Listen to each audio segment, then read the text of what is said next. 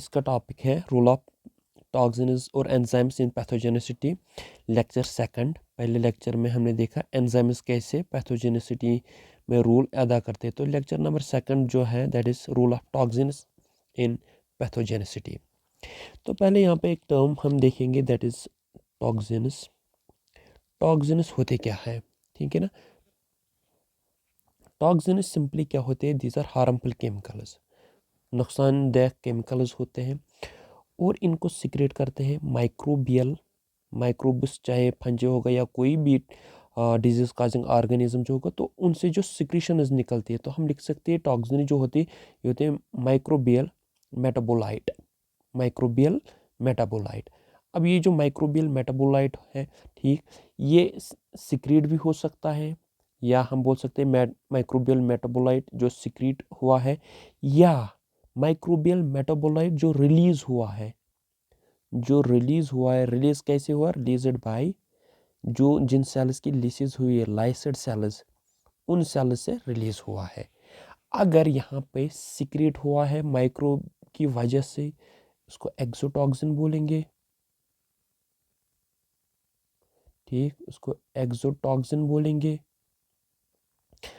अगर इस तरह से हुआ है लाइसिड सेल से, then it's called as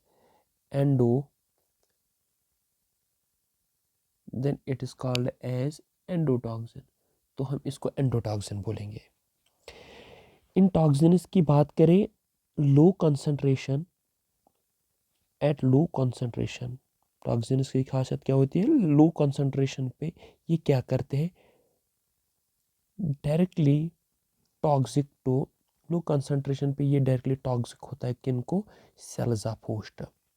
sales of host low concentration पे ये टॉक्सिक होते हैं होस्ट सेल्स के लिए। और टॉक्सिन की बात की जाए, इसको कौन करता है, प्रोड्यूस्ड, या दीज आर प्रोडक्ट ऑफ, ये पैथोजन के प्रोडक्ट्स होते हैं, प्रोडक्ट ऑफ पैथोजन, ठीक। और टॉक्सिन्स क्या करते हैं, ये डिजीज डेवलपमेंट में, डिजीज को डेवलप करने में मदद करता है, डिजीज डेवलपमेंट, या सिंपली हम बोल सकते हैं टॉक्सिन्स क्या होते हैं, या ये डिजीज के जो सिम्टम्स होते हैं, डिजीज के जो सिम्टम्स होते हैं उन्हें अपेयर करने में मदद करता है। टॉक्सिन्स के बारे में और एक इम्पॉर्टेंट पॉइंट, ये क्या करते हैं, ये सेल को इंजोर करते हैं, इंजोर द सेल, ये सेल को इंजोर करते हैं। कैसे सेल को ये इंजोर करते हैं, ठीक, जैसे एंजाइम्स की काम क्या था, वो सीधे डैमेज करते थे सेल वॉल को, या उसके कंपोनेंट जो होते, पैक्टिन होता था, एंजाइम बाकी चीज़ें होती थी उसको। तो ये कैसे करता है इंजरी सेल को, ये ऑस्मोटिक रिलेशन जो होती है सेल्स की, ऑस्मोटिक प्रेशर वगैरह उसके साथ छेड़खानी करता है, जिसकी वजह से फिर सेल प्रॉपरली फंक्शन ही नहीं कर पाती है, या सेल के अंदर जो enzymatic reactions, continuously enzymatic reactions जो सेल के अंदर होते हैं उनको डिसरप्ट करते हैं ये टॉक्सिन्स, जिसकी वजह से चाहे ऑस्मोटिक रेगुलेशन या एंजाइमेटिक रिएक्शन को कोई भी फर्क पड़ जाए, इसकी वजह से सेल में क्या होती है, डैमेज होता है। और जो मोस्ट टॉक्सिन्स है, और जो मोस्ट टॉक्सिन्स जो मोस्ट टॉक्सिन्स है, ये क्या करते हैं, इनका डायरेक्ट या इनडायरेक्ट, या डायरेक्टली ये इफेक्ट करते हैं या इनडायरेक्ट इफेक्ट होता है इनका। इफेक्ट किसके ऊपर, effect on respiration of plant. ये इंपॉर्टेंट पॉइंट आप याद रखोगे, जो मेन टॉक्सिन्स होते हैं इनका रेस्पिरेशन जो प्लांट की होती है इस पे डायरेक्ट इन या इनडायरेक्ट इफेक्ट पड़ता है ज़्यादा। एक साइंटिस्ट है जिसका नाम है बेटिना। 1984 में इसने क्या किया, इसने कहा कि कुछ फंजाई, सम फंजाई, कुछ फंजाई क्या है, वो क्या करती है, on surface of seed surface पे, ऑन सरफेस ऑफ सीड्स की सरफेस पे वो क्या प्रोड्यूस करते हैं माइकोटॉक्सिनस। वो सीड की सरफेस पे प्रोड्यूस करते हैं माइकोटॉक्सिनस, जिसकी वजह से क्वालिटी जिसकी वजह से क्वालिटी अफेक्ट होती है, जिसकी वजह से क्वालिटी अफेक्ट होते हैं। टॉक्सिन्स के बारे में और एक इम्पॉर्टेंट चीज़, जैसे एंजाइम स्ट्रक्चर को डैमेज करते, टॉक्सिन स्ट्रक्चर को डैमेज नहीं करते। Do not attack structural integrity, structure को ये अटैक नहीं करते। जैसे एंजाइम्स सीधे सेल्यूलोज, पैक्टिन या जो भी मॉलिक्यूल के बने होते थे उनको डैमेज करता था, तो ये होस्ट की सेल स्ट्रक्चर को डैमेज नहीं करता लाइक एंजाइम्स डिड, जैसे एंजाइम्स करते थे उस तरह से ये उनको डैमेज नहीं करता है। फिर क्या करता है, फिर कैसे ये काम करता है, बट ये अफेक्ट करता है, ज़्यादा अफेक्ट करता है जो मेटाबॉलिज्म होता है, जो होस्ट का मेटाबॉलिज्म होता है, जैसे रेस्पिरेशन वगैरह। मेटाबॉलिज्म ऑफ होस्ट का जो मेटाबॉलिज्म होता है उस पे इफ़ेक्ट करता है, क्योंकि जो ये टॉक्सिन्स होते हैं, बिकॉज जो ये टॉक्सिन्स होते हैं, जो सेल का प्रोटोप्लास्ट होता है, प्रोटोप्लास्ट जो सेल का होता है उसको ये डैमेज करते हैं,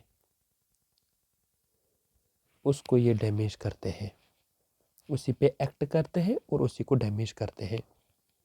अब सिंपल सा यहाँ पे एक रिजल्ट निकलता है, जो होस्ट और पैथोजन आपस में जब इंटरेक्ट करते हैं, होस्ट पैथोजन आपस में इंटरेक्ट करते हैं, ठीक।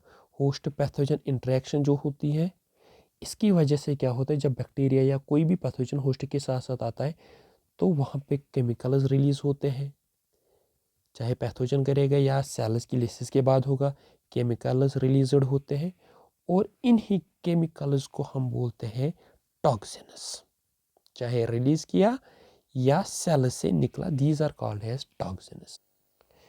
टॉक्सिन्स के बारे में एक हाइपोथेसिस है जिसको हम बोलते हैं toxin hypothesis.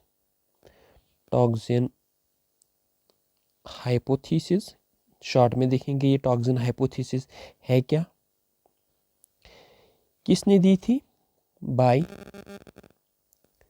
Luke and Wheeler in 1955। Luke और व्हीलर ने दी थी 1955।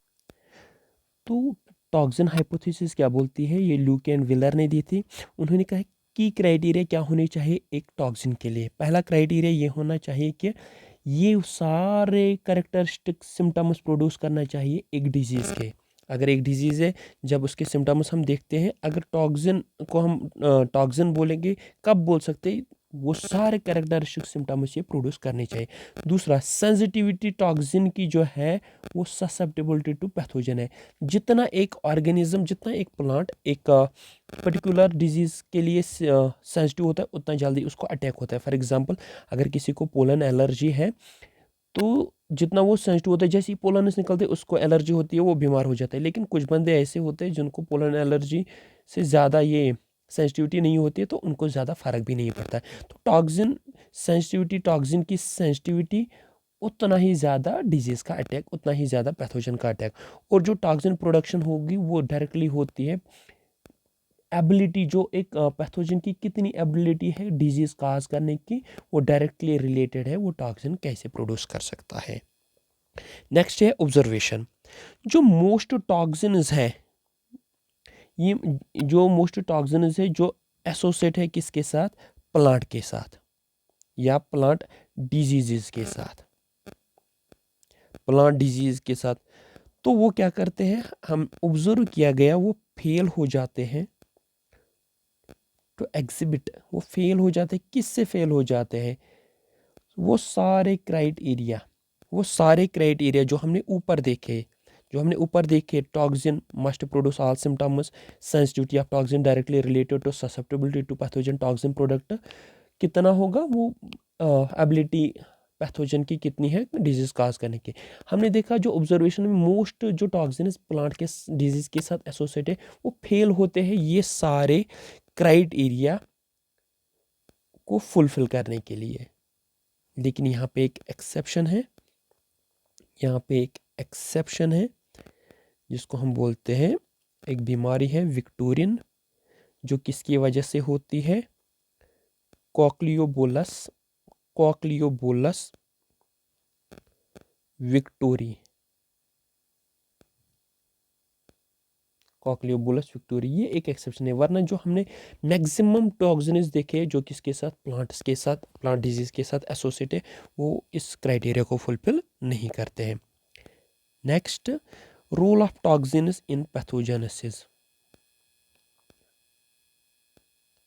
Toxins in pathogenesis.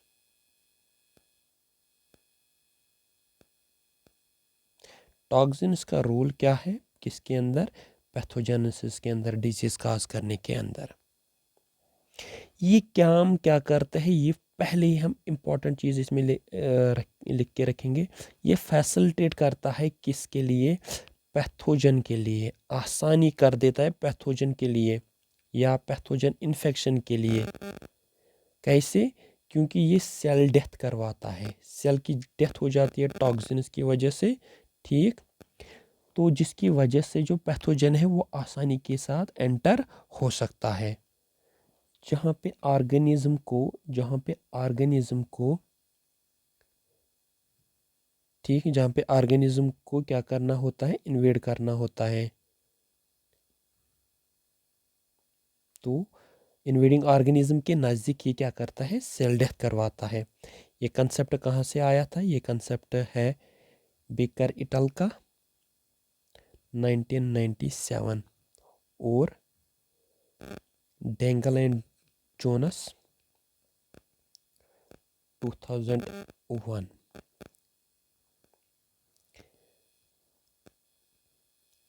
कुछ एग्जाम्पल्स यहाँ पे देखेंगे जहाँ पे toxins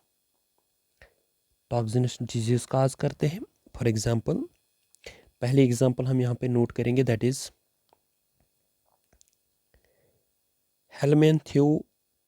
हेलमिंथोस्पोरियम, that is leaf blight of oats, leaf blight of oats. ये डिजीज होती किसकी वजह से है? पैथोजन कौन है यहाँ पे? ये पैथोजन कौन है? That is cochliobolus victoriae, cochliobolus victoriae. Host plant की बात की जाए, होस्ट प्लांट कौन है यहाँ पे? विक्टोरिया ओट वैरायटी, विक्टोरिया ओट वैरायटी यहाँ पे होस्ट प्लांट है।